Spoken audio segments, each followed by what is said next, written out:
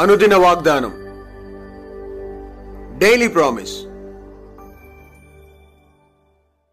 మన ప్రభువు ప్రియరక్షకుడైన యేసుక్రీస్తు వర్షనామములో మీకు నా హృదయపూర్వక వందనాలు తెలియజేస్తున్నాను. ఈ దినం దేవుని వాగ్దానం, మేలు చేయటకే యెహోవా మీతో కూడా ఉండును. 2వ దినవృత్తాంతాలు 19:11. ధైర్యము వహించుడి, మేలు చేయటకే యెహోవా మీతో కూడా ఉండును. ఆమేన్. దేవుడైన యెహోవా ఎందుకు మేలు చేయాలని తలంచి తోడుగా ఉంటాడు అన్న విషయాన్ని అధ్యాయాన్ని పరిశీలించినట్లయినా, యూదా రాజైన యెహోషాపాతు చేయించిన పనులను గమనించినట్లయినా మనకు కొంతవరకు అర్థమవుతుంది. మొట్టమొదటిగా 3వ వచనంలో యెహోషాపాతునందు మంచి క్రియలు కనబడుతున్నవి అని అంటా ఉన్నాడు దేవుడు. అవి ఏమంటే, దేశంలో నుండి దేవతా స్తంభములను తీసివేశాడు. దేవుని యొద్ద విచారణ చేయడానికి మనసు నిలుపుకున్నాడు.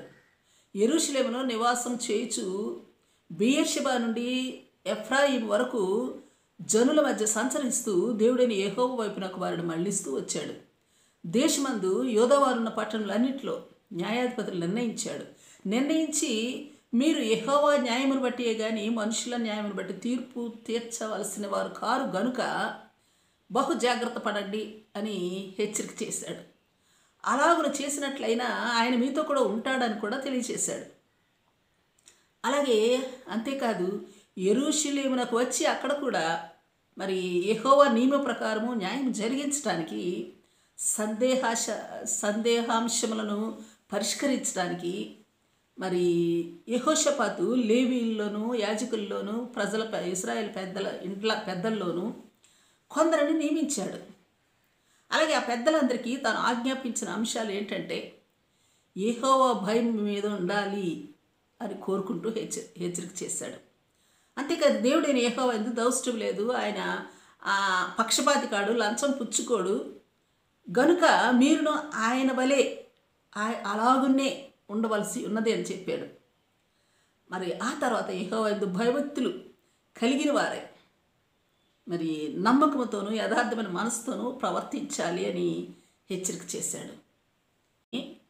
మీ మీదకి, మీ సహోదరుల మీదకి కోపం రాకుండానట్లు వారు యెహోవా దృష్టికి ఏ అపరాధమును చేయకుండా ఉండాలని హెచ్చరిక చేస్తూ వారిని కౌన్సిల్ చేయాలి అని అధికారులకు అలాగన చేస్తే వారు అపరాధులుగా కాక ఉంటారని ఆజ్ఞాపించినాడు రాజు. ఎంత గొప్ప ఆసక్తి గల రాజు యెహోషాపాతు.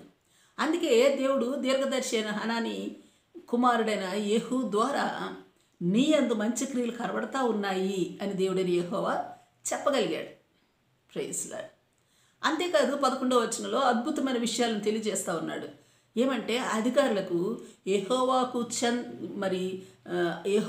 చెందుల సకల విషయములను కనిపెట్టడానికి ప్రధాన యాజకుడైన అమర్య అంటే కుడి ఎడమలు తెలియచేసి బోధించే పరిశుద్ధాత్ముడు మీ మీద ఉన్నాడు. అంతేకాదు, జబద్యా రాజు సంగతుల విషయంలో అంటే తండ్రి అయిన దేవుడు పైవాడుగా ఉన్నాడు. లేవీలు అంటే యేసు రక్తము, యేసు నామం మీకు పరిచారకులుగా ఉన్నారు గనుక ధైర్యం వహించండి, మేలు చేటికై యెహోవా మీతో కూడా ఉండును అని ధైర్యం చెబుతూ అధికారులను బలపరిచాడు. Praise lord. అవును, మంచి క్రియలు చేయవారికి, వారి మీద యెహోవా భయం ఉండివారికి, యెహోవా వారికిని మరి వారి మీద యెహోవా భయం ఉండివారికిని, యెహోవా యందు భయభక్తులు కలిగి యెహోవా అనుసరించు న్యాయము నెరవేర్చు పెద్దలకును ప్రజలకును, దేవుని చిత్తాన్ని ఎరగటానికి ప్రయత్నించు వారికిని, దేవుని చిత్తము చేయువారికిని, దేవతా స్తంభములు తీసివేసిన వారికిని, ప్రజల మధ్యలో సంచరిస్తూ దేవుని గురించి ప్రకటిస్తూ దేవుని వైపు ప్రజల మనసులను మళ్లింప చేస్తున్న వారికిని మేలు చేయటానికి యెహోవా మీతో కూడా ఉండును గనుక ధైర్యము వహించుడి. Praise lord. ఆమేన్. ప్రార్థన చేసుకుందాం. ప్రేమ నమ్మకం కలిగిన మా పరలోకపు తండ్రి, నీ పరిశుద్ధ నామమునకు స్తుతులు, స్తోత్రాలు దేవా. నీ దృష్టికి న్యాయమైన వాటిని నీ దృష్టికి మంచిగా కనపడుచున్న వాటిని మాత్రమే మేము చేస్తూ, నీ దృష్టికి మంచివారముగా ఉంటూ, మీ నుండి మేలు అనుభవిస్తూ ధైర్యం కలిగి జీవించినట్లు మాకు మీ కృప నిమ్మని ప్రార్థిస్తూ యేసు నామములో అడిగి వేడుకొచ్చున్నాం తండ్రి. ఆమేన్, ఆమేన్. Praise Lord. రేపు మరొక వాగ్దానంతో మనం కలుసుకుందాం. ప్రతిరోజు ఉదయం 6 గంటలకు ఈ కార్యక్రమాన్ని వీక్షించగలరు. తిరిగి మళ్ళా రేపు ఉదయం కలుసుకుందాం. దేవుడు మిమ్మల్ని దీవించును గాక.